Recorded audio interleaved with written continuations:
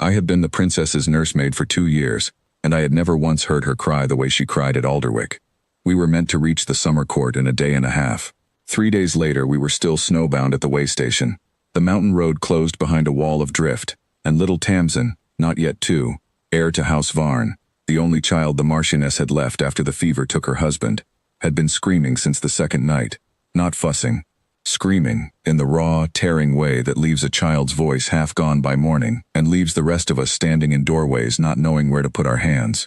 We had brought 12 physicians on that convoy, because a Marchioness travels prepared, and because a Marchioness who has already buried one person she loves does not take chances with the second. 12 physicians and 2 singers trained since girlhood in the old cradle songs, and a rocking engine of brass and glass that had soothed 3 generations of Varn infants before her. None of it worked. The physicians dosed her with syrups that only made her cough between the screaming.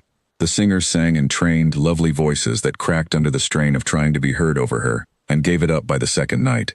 The rocking engine ticked and swayed in the corner of the nursery, empty, because she would not be put down in it.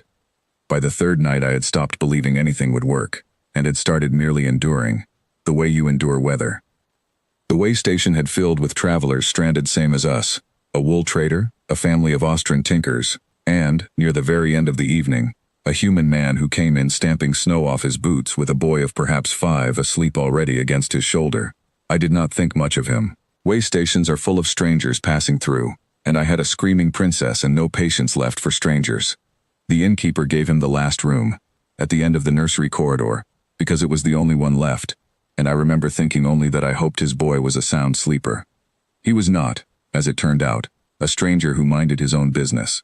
Sometime past midnight, with Tamsin still going, and me sitting on the nursery floor with my back against the cold hearth because I could no longer stand, the door opened without a knock, and the human courier came in still in his travel coat, snow not yet melted from his shoulders. I should have sent him out.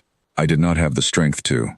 He did not ask permission, and he did not apologize for the lack of it. He simply sat down on the floor across from the cradle, at her level, the way you'd sit to talk to someone your own size instead of looming over them, and he said, in a low, unhurried, faintly rusty voice, all right, let me tell you about the worst pancake I ever made." I stared at him. Tamsin, mid-scream, faltered, the way a child does when a wholly unfamiliar sound interrupts a familiar one. He told her about the pancake. It was not a good story. It had no moral, no rhyme, no polish. A courier had tried to flip a pancake one-handed in a moving wagon, and it had ended up on the ceiling of the wagon and stayed there, stuck, for 2 entire weeks, until it finally fell off directly onto a sleeping dog. He told it in the exact plain, half-mumbling cadence of a man who has told it 400 times before, to someone much smaller than a princess, at the exact hour he has told it every night of that someone's life. He hummed, between sentences, 3 or 4 flat notes that were not quite a tune and were not quite anything, the kind of hum a tired man makes without noticing he's making it.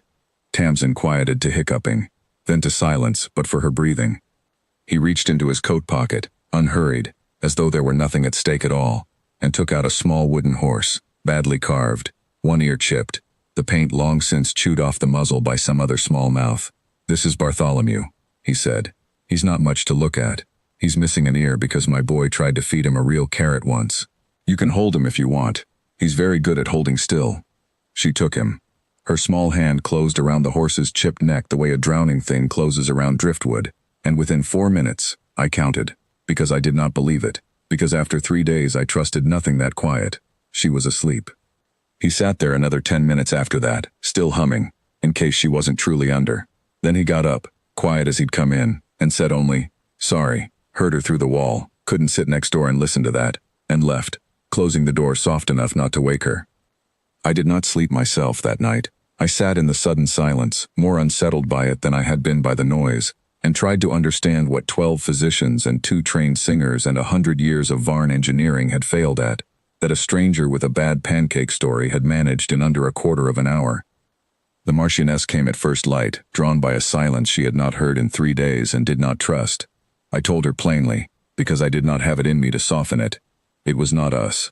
It was a courier, stranded like the rest, who sat on the floor and told her a story about a pancake and gave her a chewed wooden horse. She found him at breakfast in the common room, his boy awake now and eating porridge beside him, and she did not announce herself the way a Marchioness usually does. She simply sat down across from him, the way he had sat down across from her daughter, and asked his name. Rourke Anders, he told her.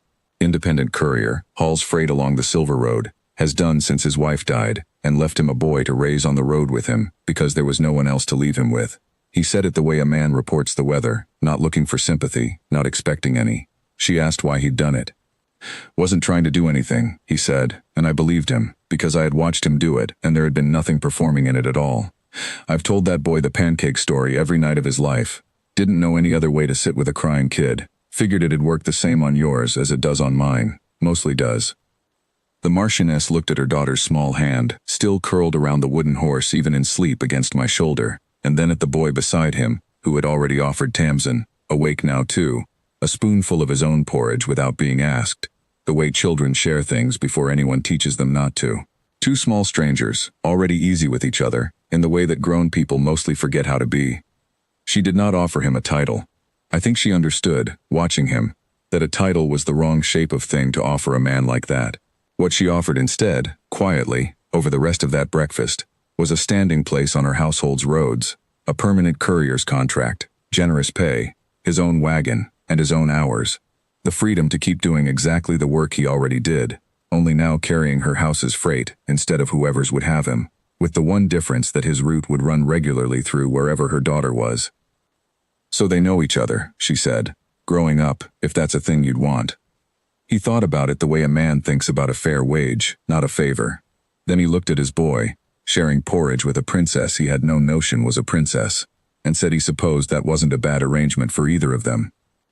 He did not bow. He shook her hand instead, which I am told is not done, and she let him.